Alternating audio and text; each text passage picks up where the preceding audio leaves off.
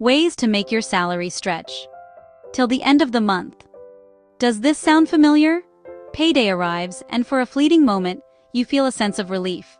You see that notification on your phone and you think, okay, I've got this. But then, almost as quickly as it came, the money starts to disappear. The debit orders for rent, your car, and insurance hit one after another. You fill up your petrol tank, and the number on the pump seems higher than ever before. A quick trip to the grocery store for just a few things ends up costing a small fortune. Before you know it, it's the 15th of the month, and you're already counting the days and the rands until your next salary. That feeling of your bank balance shrinking faster than you can track it is incredibly stressful, and it can feel like you're stuck in a cycle you can't escape. If your salary never seems to last till the end of the month, then this video is for you. Now, when you hear the words stretching your salary or budgeting, what comes to mind? For many, it's a feeling of dread. It sounds like deprivation, like you have to say no to everything that brings you joy. It conjures images of eating instant noodles for a week and canceling plans with friends. But let's clear that up right now. Stretching your salary isn't about suffering or cutting everything out. It's not about punishing yourself. It's the complete opposite. It's about empowerment. It's about making small, intentional changes that give your money direction and purpose, so you can spend confidently on the things that truly matter to you, without the guilt or anxiety. On our very first video published on this channel, we spoke about giving your money jobs. This is the foundational principle we're going to build on today. By giving every single rand a specific job to do, whether that job is to pay for your data, contribute to your savings, or even buy your weekly takeaway, it gains direction. It stops being a vague, disappearing number in your account and becomes a tool working for you. If you haven't seen that video, I highly recommend you go and check it out after this one for a deeper dive. In this guide, we're going to give you the practical, step-by-step strategies to put that theory into action and finally break the month-end struggle. Welcome to the Salary Guide. We're your friendly guide, breaking down simple money systems to help salary earners like you take confident control of your personal finances.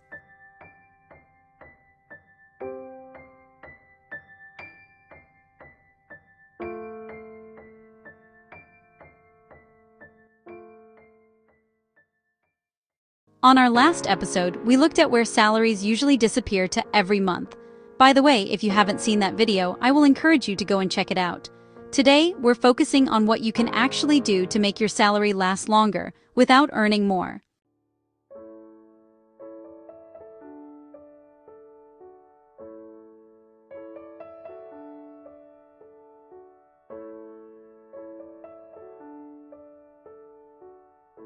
Let's talk about the number one reason salaries seem to vanish into thin air. It's a simple habit. Spending happens first, and saving, if it happens at all, is an afterthought. When your salary lands, your brain sees a full account and thinks, great, spending money. Before you know it, you're buying data, getting takeaways, and covering unexpected costs. By the time you think about saving, there's often little to nothing left. This is what we call the spend then save trap, and it's the fastest way to ensure you're always living from one payday to the next. The solution is to completely reverse this process with a powerful strategy called pay yourself first. Think of it this way. You are your most important financial obligation. Before you pay your landlord, your car loan, or your cell phone provider, you need to pay yourself. This isn't about being selfish. It's about securing your own financial well-being. When you get paid, the very first bill you settle is the one to your future self. This simple mindset shift is the foundation of building wealth and breaking the paycheck-to-paycheck cycle. So, how do you do it? The moment your salary hits your account, before you do anything else, you need to give your money jobs. You are the CEO of your finances. Your first executive decision is to allocate funds to savings. The easiest way to guarantee this happens is to automate it. Set up a recurring transfer or a stop order from your main account to a separate savings account. Schedule it for the day you get paid or the day after. This way, the money is moved before you even have a chance to see it and be tempted to spend it. Out of sight, out of mind, and into your savings. After you've paid yourself, then you cover your essentials. These are your non-negotiables, the expenses that keep your life running. We're talking about your rent or bond, your car payment debit order, your transport costs like petrol or taxi fare, your groceries, and your prepaid electricity tokens. These are the foundations of your budget. Now let's talk about how much to set aside for that future you account.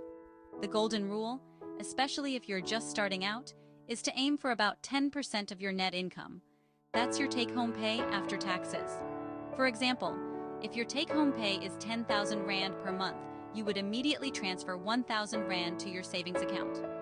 It might feel like a stretch at first, but consistency is key. If you do this every single month, in just 12 months, you would have saved 12,000 Rand. Wouldn't that be nice? That's a solid emergency fund, a deposit for a car, or a fantastic holiday, all built from a simple, consistent habit. Only after you've paid yourself and covered your essentials do you get to spend what's left. This remaining amount is your guilt-free spending money for the month. You can use it for entertainment, clothes, or hobbies without worrying if you'll be able to afford your rent later. Why? Because you've already taken care of your priorities. When you reverse the order of operations, save, pay essentials, then spend, that dreaded month-end stress reduces automatically. There's no more panic, no more scraping by in that last week, because you built a plan from a position of strength. Paying yourself first isn't about having tons of extra money. It's about being intentional and setting your priorities before your money gets a chance to disappear on things that matter less.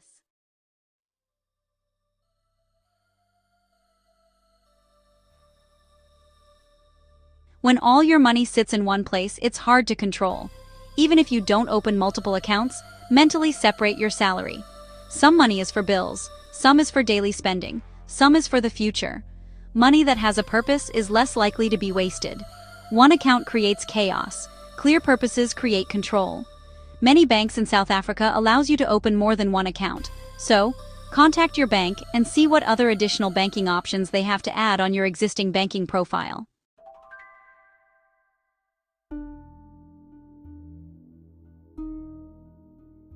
It's a familiar story. Payday arrives, and for a glorious few days, you feel financially invincible. After the big debit orders for rent and insurance go off, the remaining balance looks healthy. You treat yourself to a nice meal, buy that thing you've been eyeing, and generally spend with confidence. But as the days tick by, that confidence starts to wane.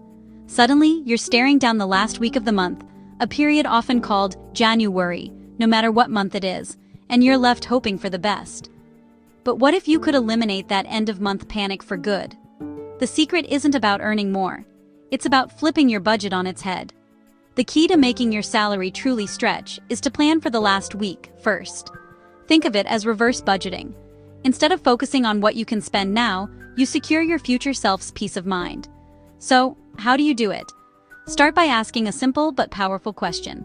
What do I absolutely need to survive the final 7 to 10 days before my next payday? To find the answer, become a detective of your own finances. Open your banking app and look at your statements from the last 3 to 6 months. Pay close attention to your spending during that final week. This isn't about judgment, it's about gathering data. You'll get a crystal clear picture of your non-negotiable expenses. Let's create a last week survival plan. First, calculate your essential transport costs. If you take a taxi or bus to work, what's the exact amount needed for those last 7 days? Let's say it's 350 Rand. Write that down. Second, food. This isn't about gourmet meals, it's about sustenance. What do you need for basic breakfasts, lunches, and dinners? Maybe it's 500 Rand for groceries to cover simple home-cooked meals. Third, communication. How much airtime or data is critical to stay connected for work and safety? Perhaps it's a R100 top-up. Add these up. In this example, your survival number is 950 Rand. This is the amount you need to protect. As soon as you get paid, before you do anything else, ring-fence this amount. The best way to do this is to move it out of your main transaction account. Transfer that 950 Rand into a separate savings pocket, a different account, or even a digital savings jar. Label it Last Week Fund or Do Not Touch. By physically separating the money, you remove the temptation to accidentally spend it. It's a psychological trick that works wonders. Once that survival fund is protected, the magic happens. The rest of the money in your account is truly yours to budget for the first 3 weeks. You can spend with confidence and clarity, knowing that your future self is already taken care of. There's no more guesswork, no more anxiety-fueled spending freezes, and no more panic when you check your balance later in the month. This single shift in perspective is transformative. You stop seeing the end of the month as a finish line you limp across and start seeing it as a secure foundation you've already built. Stretching your salary isn't about deprivation, it's about strategic planning. It happens by respecting the end of the month, not ignoring it.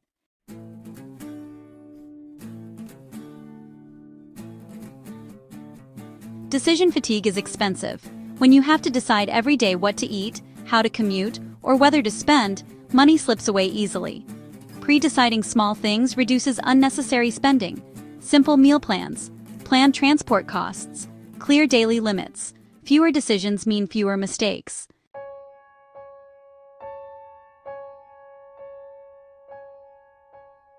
You don't need to track every cent to make progress. Choose the one area that drains you the most. Maybe it's food, maybe it's convenience spending, maybe it's subscriptions. Track just that one thing for a month. Awareness alone is often enough to stretch your salary further. Making your salary last doesn't happen overnight. Progress comes from small, consistent changes, not extreme rules.